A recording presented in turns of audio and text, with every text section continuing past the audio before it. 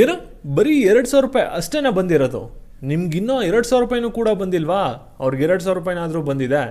ಏನಕ್ಕೆ ಹಣ ಬಂದಿಲ್ಲ, ಯಾವ ರೀತಿ ಹಣ ಹಾಕ್ತಾ ಇದ್ರೆ ಅನ್ನೋ ಒಂದು ಕನ್ಫ್ಯೂಷನ್ ಇದೆಯಾ? ಏನು ಕೂಡ ತಲೆ ಕೆಡ್ಸ್ಕೊಬಿಡಿ. ಈ ಒಂದು ವಿಡಿಯೋದಲ್ಲಿ ಗೃಹಲಕ್ಷ್ಮಿ ಯೋಜನೆಗೆ ಸಂಬಂಧಪಟ್ಟ ಹಾಗೆ ಲೇಟೆಸ್ಟಾಗಿ ಏನೇನು ಅಪ್ಡೇಟ್ಸ್ ಇದೆ, ಹಣನ ಯಾವ ರೀತಿ ಆಗ್ತಾ ಇದ್ರೆ, ನಿಮ್ಗೆ ಹಣ ಏನಕ್ಕೆ ಬಂದಿಲ್ಲ, ಯಾವಾಗ ಬರುತ್ತೆ, ಎಲ್ಲನೂ ಕೂಡ ಕಂಪ್ಲೀಟಾಗಿ ಈ ಒಂದು ವಿಡಿಯೋದಲ್ಲಿ ಡಿಸ್ಕಸ್ ಮಾಡೋಣ. ವಿಡಿಯೋನ ಕಂಪ್ಲೀಟ್ ಆಗಿ ನೋಡಿ. ಅದಕ್ಕಿಂತ ಮುಂಚೆ ಚಾನಲ್ ಸಬ್ಸ್ಕ್ರೈಬ್ ಮಾಡ್ಕೊಂಡಿರಲ್ಲ ಅಂದರೆ ನಿಮಗೆ ಕೆಳಗಡೆ ಒಂದು ಸಬ್ಸ್ಕ್ರೈಬ್ ಬಟನ್ ಅಂತ ಕಾಣ್ತಾ ಇರುತ್ತೆ, ಅದನ್ನ ಕ್ಲಿಕ್ ಮಾಡಿ ಪಟ್ ಅಂತ ಸಬ್ಸ್ಕ್ರೈಬ್ ಮಾಡ್ಕೊಳ್ಳಿ. ಹಾಗೆ ಪ್ರತಿಯೊಬ್ಬರು ಕೂಡ ವಿಡಿಯೋಗೊಂದು ಲೈಕ್ ಕೊಡಿ. ಯಾಕೆಂದರೆ ನೀವು ಕೊಡೋ ಒಂದೇ ಒಂದು ಲೈಕು, ಒಂದೇ ಒಂದು ಸಬ್ಸ್ಕ್ರೈಬಿಂದ ನಿಮ್ಗೆ ಇದೇ ರೀತಿ ಕಂಟಿನ್ಯೂಸ್ಗೆ ಅಪ್ಡೇಟ್ಸ್ಗಳನ್ನ ಪಡ್ಕೋತಾ ಇರ್ತೀರಾ. ಇವಾಗ ನಾವು ಡೈರೆಕ್ಟಾಗಿ ವಿಡಿಯೋ ಬಗ್ಗೆನೇ ಬಂದ್ಬಿಡೋಣ. ಇಲ್ಲಿ ಗೃಹಲಕ್ಷ್ಮಿ ಯೋಜನೆ ಹಣ ಆಗ್ತೀವಿ ಅಂತ ಹೇಳಿದ್ರು. ಹಣನ ಎಲ್ಲರಿಗೂ ಕೂಡ, ಒಬ್ರಿಗಿಬ್ರಿಗಲ್ಲ, ಕರ್ನಾಟಕದಲ್ಲಿ ಎಷ್ಟು ಜನ ಇದ್ದಾರೆ ಮಹಿಳೆಯರು, ಎಲ್ಲರ ಖಾತೆಗೂ ಕೂಡ ಗೃಹಲಕ್ಷ್ಮಿ ಯೋಜನೆ ಹಣ 11ನೇ ಕಂತಿನ ಹಣ 2,000 ರೂಪಾಯಿ ಬರುತ್ತೆ, 12ನೇ ಕಂತಿನ ಹಣ 2,000 ರೂಪಾಯಿ ಬರುತ್ತೆ ಅಂತ ಹೇಳಿದ್ರು. ಆದರೆ ಎಲ್ಲರಿಗೂ ಕೂಡ ಹಣ ಬಂದಿದೆಯಾ? ಖಂಡಿತವಾಗ್ಲೂ ಕೂಡ ಬಂದಿಲ್ಲ.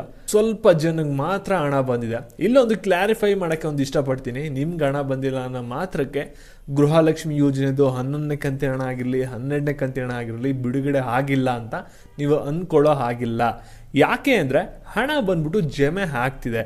ನಿಮಗೆ ಪ್ರೂಫ್ ಬೇಕಾಗಿರುತ್ತೆ. ಹಾಗಾದರೆ ನಿಜವಾಗ್ಲೂ ಹಣ ಬರ್ತಿದೆಯಾ? ಸರ್ಕಾರದವರು ಹಣ ಹಾಕ್ತಾ ಇದ್ದೀರಾ? ನಮ್ಗೆ ಹಣ ಬಂದಿಲ್ಲ, ಯಾವಾಗ ಬರುತ್ತೆ ಅಂತಲೇ ಕೂಡ ಸಾಕಷ್ಟು ಜನಕ್ಕೆ ಡೌಟ್ ಇರುತ್ತೆ.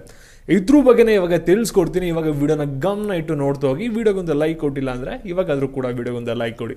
ಇವಾಗ ನಾವು ಡೈರೆಕ್ಟಾಗಿ ವಿಡಿಯೋ ಬಗ್ಗೆ ಬರೋಣ. ಇಲ್ಲಿ ನೆನೆ ಒಂದು ವಿಡಿಯೋನ ಹಾಕಿದೆ.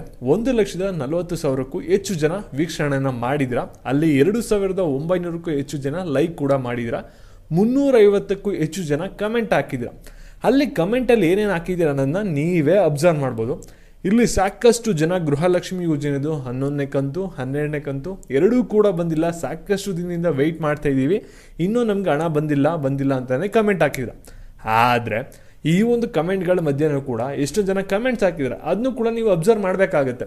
ಏನಂದರೆ ಇಲ್ಲಿ ಕೆಲವು ಜನ ಕಮೆಂಟ್ಸ್ ಆಗ್ತಾ ಇರೋದೇನೆಂದರೆ, ಇಲ್ಲಿ ಗೃಹಲಕ್ಷ್ಮಿ ಯೋಜನೆ ಹಣ ನಮಗೆ ಬಂತು, 2,000 ರೂಪಾಯಿ ಬಂದಿದೆ, 4,000 ರೂಪಾಯಿ ಬಂದಿದೆ, ಈ ರೀತಿ ಹಲವಾರು ಜನ ಕಮೆಂಟ್ ಹಾಕಿದ್ರು.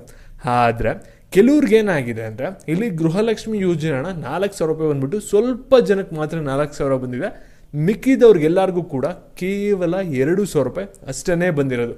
ಇಲ್ಲಿ ಇವ್ರಿಗಾದರೆ 2,000 ರೂಪಾಯಿ ಬಂದಿದೆ, ಇನ್ನೊಂದಷ್ಟು ಜನಕ್ಕೆ 1 ರೂಪಾಯಿನೂ ಕೂಡ ಹಣ ಇನ್ನೂ ಜಮೆ ಆಗಿಲ್ಲ. ಹಾಗಾದರೆ ಹಣ ಯಾವಾಗ ಜಮೆ ಆಗುತ್ತೆ ಅನ್ನೋದೇ ಸಾಕಷ್ಟು ಒಂದು ಪ್ರಶ್ನೆಯಾಗಿ ಉಳಿದಿರುತ್ತೆ. ಇದ್ರ ಬಗ್ಗೆ ನಿಮಗೆ ಒಂದು ಕ್ಲಾರಿಫಿಕೇಶನ್ ಕೊಡೋದಾದರೆ, ಇದ್ರ ಬಗ್ಗೆ ಲೇಟೆಸ್ಟಾಗಿ ಏನು ಅಪ್ಡೇಟ್ಸ್ ಇದೆ ಅದ್ರ ಬಗ್ಗೆ ನಿಮಗೆ ನೀಡೋದಾದರೆ, ಇಲ್ಲಿ ನೋಡಿ ಗೃಹಲಕ್ಷ್ಮಿ ಯೋಜನೆ ಹಣ ಬಂದಿಲ್ವ 2,000 ರೂಪಾಯಿ, ಏನು ಕೂಡ ತಲೆ ಕೆಡಿಸ್ಕೊಬಿಡಿ. ಇಲ್ಲಿ ಲಕ್ಷ್ಮೀ ಹೆಬ್ಬಾಳ್ಕರ್ ಅವರು ಒಂದು ಸ್ಟೇಟ್ಮೆಂಟ್ನ ಕೊಟ್ಟಿದ್ದೇನೆಂದರೆ, ಇಲ್ಲಿ ಗೃಹಲಕ್ಷ್ಮಿ ಯೋಜನೆ ಹಣ 2,000 ರೂಪಾಯಿ ಏನು ಬರಬೇಕಲ್ಲ, ಮತ್ತು 11ನೇ ಕಂತಿ ಹಣ, 12ನೇ ಕಂತಿ ಹಣ ಎರಡೂ ಕೂಡ ಒಡಕೆ ಹಾಕೊಡ್ತೀವಿ ಅಂತ ಹೇಳಿದ್ರು. ಆದರೆ ಒಡಕೆ ಹಾಕೋಕ್ಕೆ ಅವ್ರ ಕೈಲಿ ಆಗಲಿಲ್ಲ.